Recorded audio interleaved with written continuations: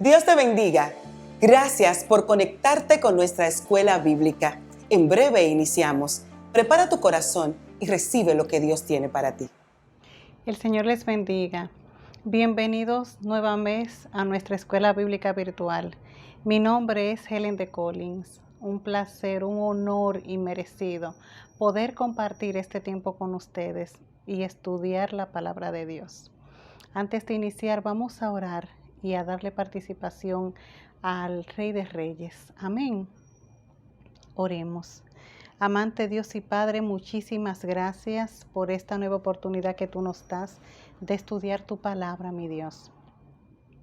Te pido en el poderoso nombre de Jesús que tú nos ayudes, que tú nos reveles la misma, Dios mío, que esta santa y bendita palabra, que como dice en ella misma, es arma de doble filo, que penetra, Señor, hasta lo más profundo.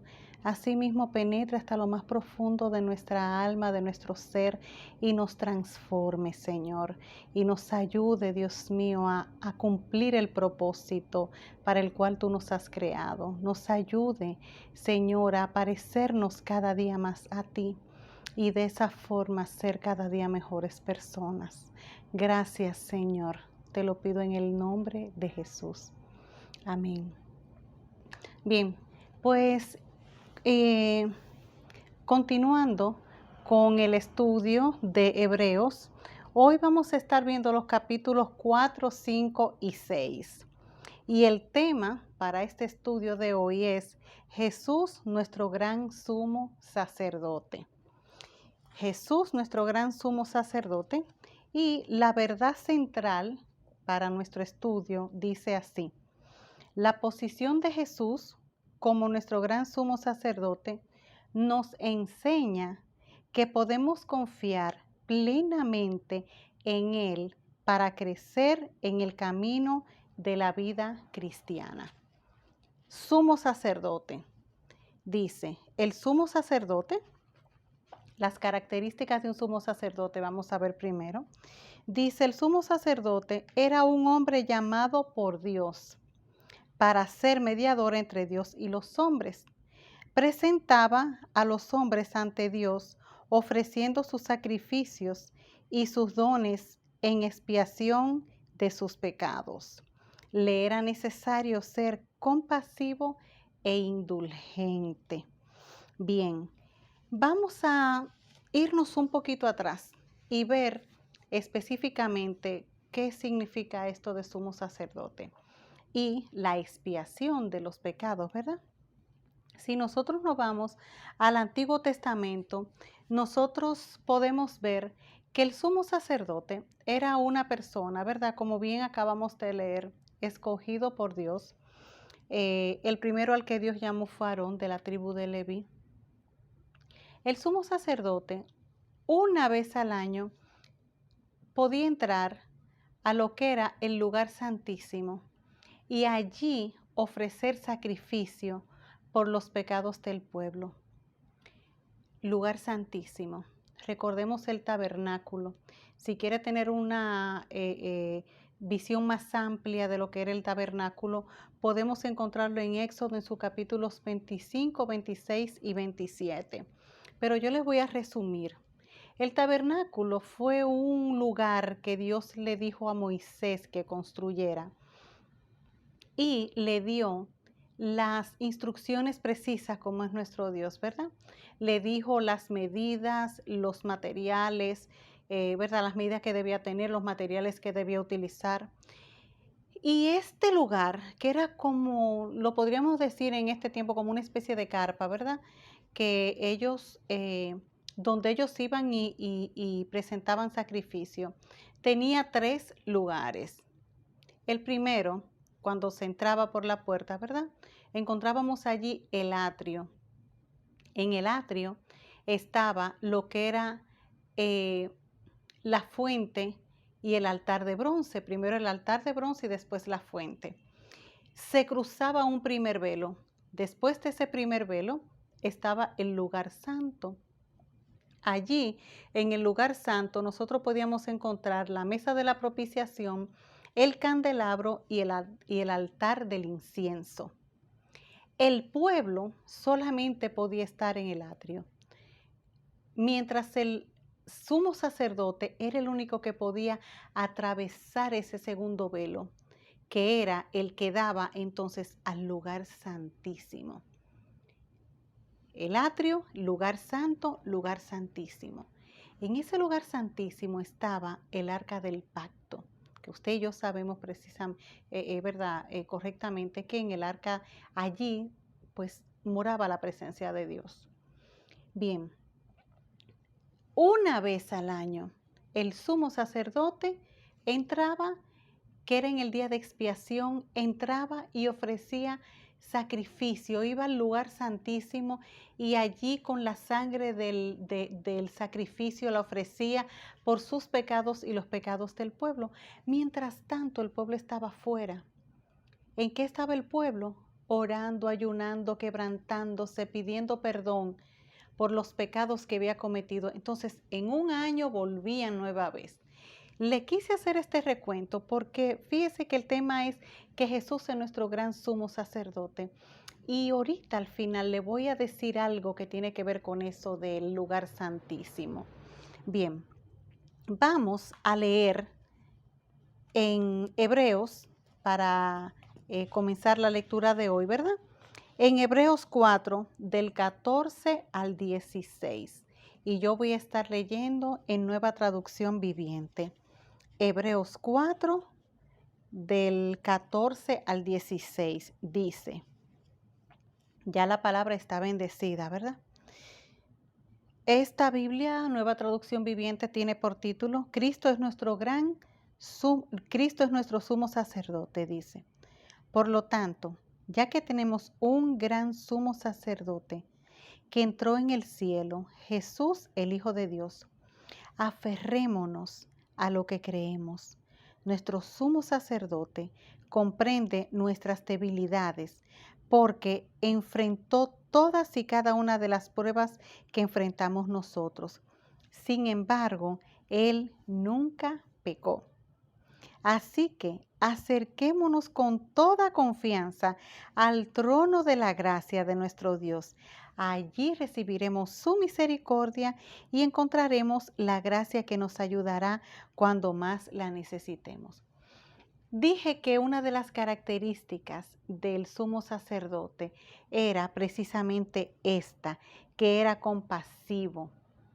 Y vemos en esta lectura que acabamos de tener, ¿verdad? Que Jesús es nuestro gran sumo sacerdote y que Él entiende todo por lo que nosotros podemos atravesar. Eso nos habla del sacerdocio de Cristo. Dice bien claro que Él padeció todo, pero no pecó. Y nos lleva a nosotros a ver claramente que el sacrificio que Él hizo, fíjense cómo en la última parte dice que podemos acercarnos con toda confianza al trono de la gracia. Podemos acercarnos con toda confianza a nuestro Señor Jesucristo sin importar lo que nosotros hayamos hecho. Y vamos a encontrar el oportuno socorro y vamos a encontrar el perdón y vamos a encontrar la redención, ¿verdad?, de nuestros pecados. O sea, vamos a encontrar que Cristo es quien nos perdona y entiende y con compasión nos va a recibir cuando nosotros nos acercamos confiadamente a Él. Amén. El verso 16 dice, en este versículo se destaca un lenguaje de adoración. Es un llamado a reconocer que el alto ministerio sacerdotal de Jesús ha conseguido para su pueblo un acceso inmediato a Dios, cosa que el pueblo de Israel no la disfrutó. Ellos era una sola vez al año que podían entrar. Y lo que les decía ahorita sobre ese lugar santísimo, hoy usted y yo tenemos libre acceso a ese lugar santísimo. ¿Por qué? Porque Cristo rasgó. Cuando Cristo resucitó, cuando Él murió, se rasgó el velo del templo y nos dio libre acceso a nosotros, a ese lugar santísimo. Entonces eso nos habla de que Cristo es nuestro gran sumo sacerdote. Vamos a ver Hebreos 5 del 7 al 10. Hebreos 5 del 7 al 10 y continúo leyendo en Nueva Traducción Viviente. Dice: mientras estuvo aquí en la tierra, Jesús ofreció oraciones y súplicas con gran clamor y lágrimas al que podía rescatarlo de la muerte. Y Dios oyó sus oraciones por la gran reverencia que Jesús le tenía. Aunque era hijo de Dios, Jesús aprendió obediencia por las cosas que sufrió. De ese modo, Dios lo hizo apto para ser el sumo sacerdote perfecto. Y Jesús llegó a ser la fuente de salvación eterna para todos los que le obedecen. Y Dios lo designó sumo sacerdote según el orden de Melquisedec. Dice, aunque Jesús, nuestro sumo pontífice, el Hijo de Dios, no le falta identificación suficiente con el hombre, es hijo de Dios, ¿verdad? Aunque Él es hijo de Dios, no le falta identificación suficiente con el hombre para tener simpatía y compasión. Fue tentado en todo y a través de esas experiencias ha llegado a ser un misericordioso y fiel intercesor de los que ahora somos tentados. Es Cristo que intercede por nosotros delante del Padre. Es Cristo nuestro mediador. Es Cristo ese sumo sacerdote que hoy día nos da la libertad del pecado y nos da el perdón. O sea, Jesús es el sacerdote perfecto. Porque fíjense que cuando leía la primera parte, ¿verdad? Les decía la primera parte, ese sumo sacerdote iba allí una vez al año, iba a presentar los pecados de él y los pecados del pueblo. Sin embargo, Cristo no presentó pecados de él porque no pecó. Solamente se dio a sí mismo, se hizo él mismo pecado para que usted y yo tuviéramos perdón. Él es el sacerdote perfecto. Hebreos 6, del 1 al 16, del 1 al 6, dice, Hebreos 6, del 1 al 6, dice, continúo leyendo en Nueva Traducción Viviente.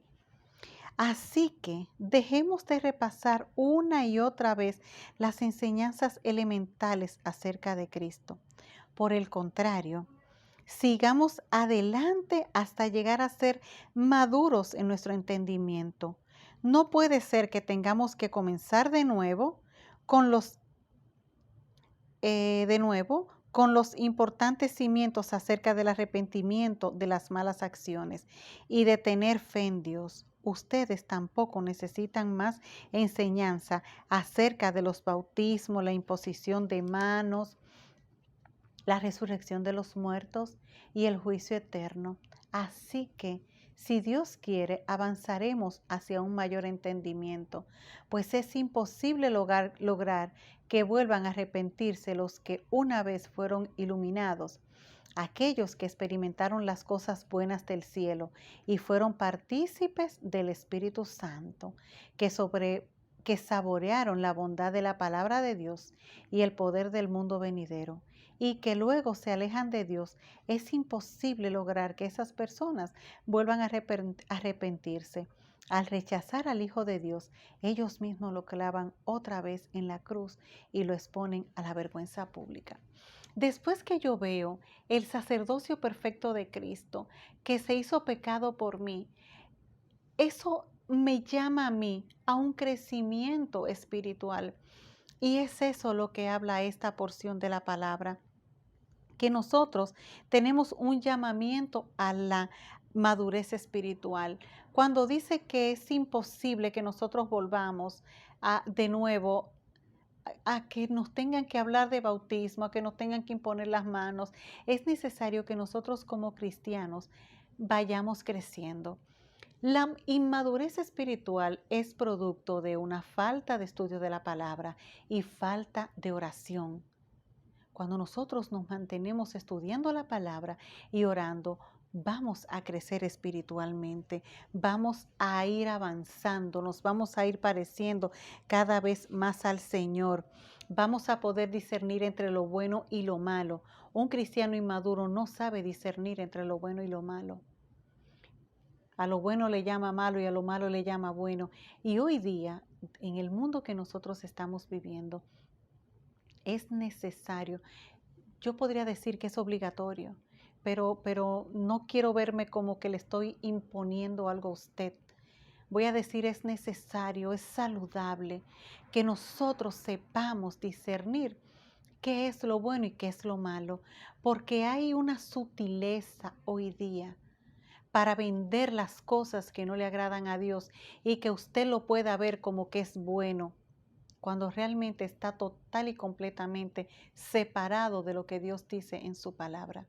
Para nosotros poder discernir todos los ataques, toda la información, todo lo que vemos, todo lo que escuchamos, es necesario que tengamos madurez espiritual, porque si no vamos a ser envueltos por las cosas del mundo y vamos a ser llevados, así como dice la Biblia, de un lado para otro, como las olas del mar.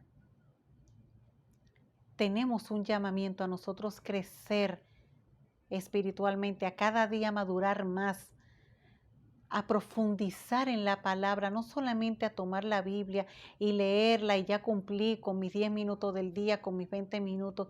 No, a quedarnos ahí, a buscar entrar a ese lugar santísimo, a buscar el rostro de Dios, pedirle al Señor cuál es su propósito, qué es lo que Él quiere, qué tú me dices a través de esta palabra, de qué manera yo puedo aplicarla a mi vida. Cada vez que nosotros leemos la Biblia, pedirle a Dios que nos dé discernimiento, que nos dé revelación de su palabra, para nosotros poder crecer, mi hermano y hermana. Porque si no, no vamos a quedar estancados. Si no, no vamos a dejar de ser niños que necesitamos la leche espiritual. Y como bien dice esta porción, hay un momento en nuestra vida que nosotros tenemos que reaccionar y decir, ya está bueno de leche espiritual. Ya es momento de que yo comience a avanzar, a caminar, a crecer, a profundizar en la palabra, en el estudio de la palabra y en la oración. Y a tomar la posición que Dios quiere que yo tome. Amén. Vamos a ver también un cuarto punto que es confianza en la promesa de Dios. Eso podemos verlo en Hebreos 6 del 17 al 20. Hebreos 6 del 17 al 20 y yo voy a leer esta parte en Reina Valera Contemporánea. Dice, por eso Dios, queriendo demostrar claramente a los herederos de la promesa que sus propósitos no cambian, les hizo un juramento para que por estas dos cosas que no cambian y en las que Dios no puede mentir, tengamos un sólido consuelo los que buscamos refugio y nos aferremos a la esperanza que se nos ha propuesto. Esta esperanza mantiene nuestra alma firme y segura como un ancla y penetra hasta detrás del velo, donde Jesús, nuestro precursor, entró por nosotros y llegó a ser sumo sacerdote para siempre según el orden de Melquisedec. Melquisedec, que significa rey de justicia. Melquisedec, a quien Abraham le entregó los diezmos. Amén. Bien, podemos ver aquí, amado y amada, que la promesa y el juramento de Dios son dos cosas inmutables. Y fíjese que no hay nadie más grande que Dios. Por eso Él jura por Él mismo. Y solamente Él puede hacerlo, cosa que ni usted ni yo podemos hacer. Solamente Él puede hacerlo porque solamente Él conoce su grandeza. Él dice, o sea, que podemos confiar en Él. Que podemos confiar en Él y lo hace y jura por sí mismo. O sea, esto es una verdad inmutable. O sea, esto es algo que nosotros no podemos ponerlo en duda. No podemos poner en duda ninguna parte de la palabra de Dios. Pero cuando ya el Señor jura por sí mismo, es algo que va por encima.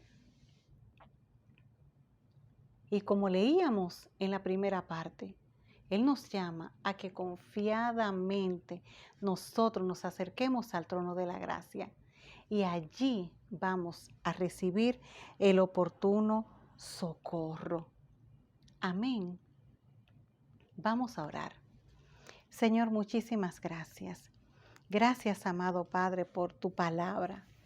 Gracias porque tú, Jesucristo, nuestro gran sumo sacerdote, rasgaste el velo del templo y nos has dado acceso a ese lugar santísimo.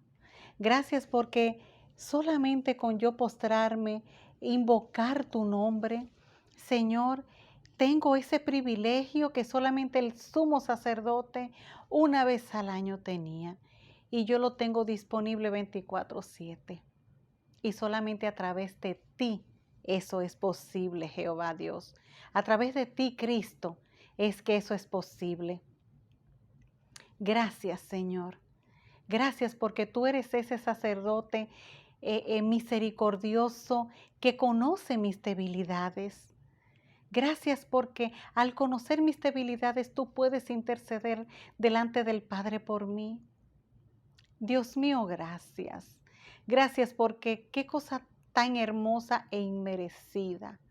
Gracias porque nadie te dijo, nadie te mandó, sino que tú te ofreciste a ti mismo. Porque solamente tú podías hacer el sacrificio. Hiciste un único sacrificio perfecto que hoy día todavía está vigente y estará vigente hasta que tú vuelvas. Y está disponible para todo el que quiera salvación y vida eterna. Cristo, gracias. Gracias, mi Rey. Gracias, mi Señor. Gracias, mi amado, dulce Salvador. Te bendigo, mi Dios. Gracias, en el nombre de Jesús. Amén y amén. Bien, pues si usted no tiene una iglesia donde congregarse, le invito a que se una con nosotros. Tenemos culto jueves, sábado, culto de jóvenes. Los domingos tenemos 2 servicios. Somos la Congregación Cristiana Puerta Abierta, un grupo de hombres y mujeres que han sido transformados por la palabra de Dios y que queremos que usted experimente eso también. Será hasta una próxima entrega. Dios les bendiga. Nuestra escuela bíblica ha terminado. Nos encontramos el próximo lunes. Comparte este video para que bendigas a tus relacionados. Gracias por acompañarnos. Que el Señor siga bendiciendo tu vida.